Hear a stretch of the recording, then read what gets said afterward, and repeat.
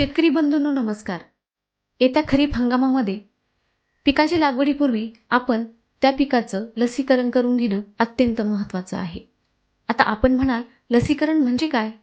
तर लसीकरण म्हणजे आपल्या बियाणाची केली जाणारी बीज प्रक्रिया होय. ज्या पद्धतीने आपण आपले लहान मुलं लहान असताना लसीकरण करून घेतो, कारण की भविष्यात येणाऱ्या कुठल्याही रोगाला ते बळी पडणार नाही व त्यांचं आरोग्य व्यवस्थित राहावं म्हणून आपण लसीकरण करतो. त्याच पद्धतीने आपल्या पिकाचं आरोग्य व्यवस्थित राहावं, कुठल्याही प्रकारच्या रोगाला ते बळी पडणार नाही, त्यासाठी केली जाणारी प्रक्रिया म्हणजेच बीज प्रक्रिया म्हणजेच पिकाचं लसीकरण. आपल्या सर्वांना माहिती आहे, शेती हा भारताचा प्रमुख व्यवसाय आहे. अन्नधान्य उत्पादनासाठी चांगल्या प्रतीच्या बियाणांची गरज असते.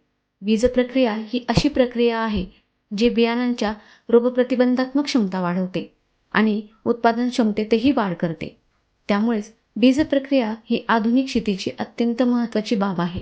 आता आपण बघूयात बीज प्रक्रिया म्हणजे काय. बियाणे पेरणीपूर्वी विशिष्ट रसायने किंवा सेंद्रिय द्रव्यांनी प्रक्रिया करणे म्हणजे बीज प्रक्रिया होय. यामध्ये बियाणांवर कीटकनाशके, बुरशीनाशके, पोषणद्रव्ये किंवा जीवाणूंची प्रक्रिया केली जाते. आता बीज प्रक्रियेचे महत्त्व आपण थोडक्यात बघूयात. पहिलं महत्त्व म्हणजे रोगांपासून संरक्षण होते. बीज प्रक्रियेमुळे बियाणांवरील व मातीतील रोगजन्य सूक्ष्मजीव नष्ट होतात. दुसरं महत्त्व म्हणजे उत्पादनात वाढ होते. निरोगी आणि चांगल्या प्रतीचे पिके मिळाल्यामुळे उत्पादनात लक्षणीय वाढ होते. तिसरं महत्त्व म्हणजे उगमशक्तीमध्ये वाढ होते. प्रक्रिया केलेले बी उगमशक्तीने भरलेले असते आणि ते लवकर उगवते. चौथे महत्त्व म्हणजे खतांची गरज कमी पडते.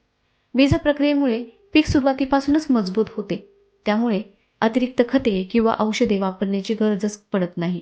आणि पाचवं महत्त्वाचं म्हणजे पर्यावरणाचं संरक्षण होतं.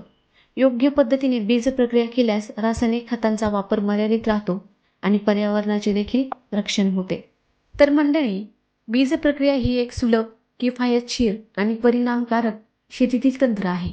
त्यामुळे प्रत्येक शेतकऱ्याने बियाणे पेरणीपूर्वी प्रक्रिया करूनच बियाणं पेरणं गरजेचं आहे, हे लक्षात घेतलं पाहिजे. ही प्रक्रिया केल्याने पीक चांगले येते, चांगले उगवते आणि रोग कमी पडतात आणि उत्पादनातही भरघोस वाढ होते. थोडक्यात सांगायचं झालं तर सशक्त बीज समृद्ध पीक.